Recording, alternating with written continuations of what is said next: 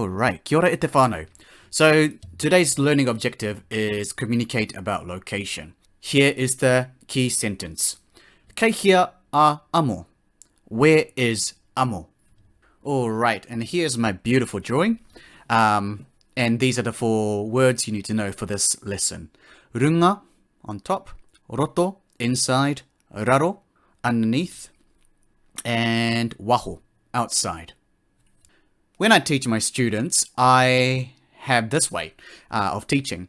Now, I usually ask them to create a fist with one hand and position their other hand according to the words. So if it's on the top, I'll ask them to put a palm like this on top of the fist to say that's runga. If it's raro, then I'll ask them to put the palm underneath. If it's inside, I'll ask them to point inside the fist. And if it's outside, I'll get them to point outside of the fist. Okay, so that's how I teach it, and I don't think I've had any problem teaching my students. And you can do it in a game style, like kind of a Simon Says style, if you wanted to reinforce that learning. Here is the vocab you need to know. As I said, raro, roto, runga, waho. There are different ways to learn new words, so it's really up to you and your students to come up with ways so they could remember. For example, raro, for me, reminds me of the powdered cordial drink. And I don't think it tastes nice, so I put my thumbs down saying it's raro. It's bad, as in under. That's how I remember raro. Roto, this is how I remember. Roto rua. Whoops, really hard to write. Now, in many explanations, Rotorua just means 2 lakes or the second lake. But when I went to Rotorua, one of the locals told me that Roto means inside and Rua means crater. So technically that is true because the city of Rotorua is in a crater. So that's how I remember it. Inside Rotorua, inside the crater. This, I actually don't have any way to remember it. And if you have, let me know. Waho, I tell my students that outside is awesome. Going outside is awesome. So you say, waho, we're going outside. That's how I remember it. And that's how they remember it too, because they get excited about going outside. So I say, waho, like yoo-hoo, that kind of thing. Now here is the sentence structure for asking a question, the pātai. Kei hea, subject. In this case, kei hea doesn't change. And all you have to do is change the subject, so who you're talking about. In these examples, I'm just going to use a proper noun, so be mindful of that. You need to add a in front of a personal proper noun. So if it's amo, I need to add a to indicate to the listener that you're talking about a person. Same with this, a thea. So instead of saying kei hea thea, you need to say kei hea a thea, indicating that it's a person you're talking about. Now, here are the answers to the above sentences. So, where is thea? Where's amo? The answer can be like this. Kei waho a amo. Waho is outside. Amo is amo.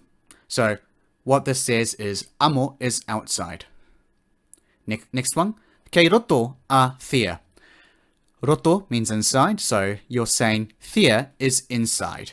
To extend your answer, or question even, you can add object. So extending onto this sentence, you can add object. Now here's a sentence structure. All you have to do is add object at the end.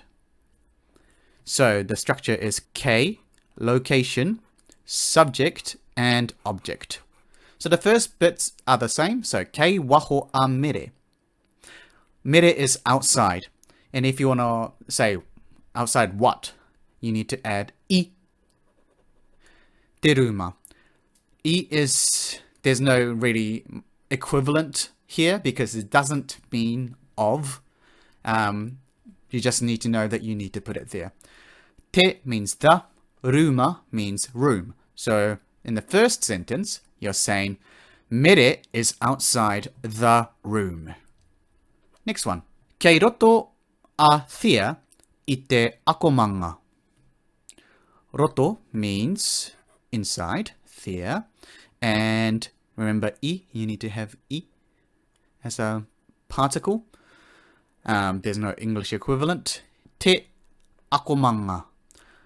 Te means the, and akomanga means classroom. So this means thea is inside the classroom. Next one. Kei runga a hone I te whāriki. Runga means above, hone. I te whāriki. Remember, you need to have the particle. Te whāriki is the mat. So this sentence means hone is on top of the mat. Last one. Kei raro a rōpata I te tsuru. Raro means under. Rōpata is Robert. I te tsuru, the chair. So this sentence means rōpata is under the chair. Fairly easy. Like in Te Reo Māori, all you have to do is know the kind of the building blocks of the grammar and switch out words if you need to change the meaning. Lastly, you can change the subject to something other than people. For example, kei waho te kuri I te ruma. The dog is outside the room. Next one. Kei roto ngā pene I te akomanga. The pens are inside the classroom. Next one. Kei runga te kaiako I te whāriki. The teacher is on or above the mat. Last one. Kei raro te pōtae I te tepu. The hat is under the table. All right. So that's the grammatical structure of this unit. I hope you learned something new today. And karawhiua and ka kite anō. See you next time.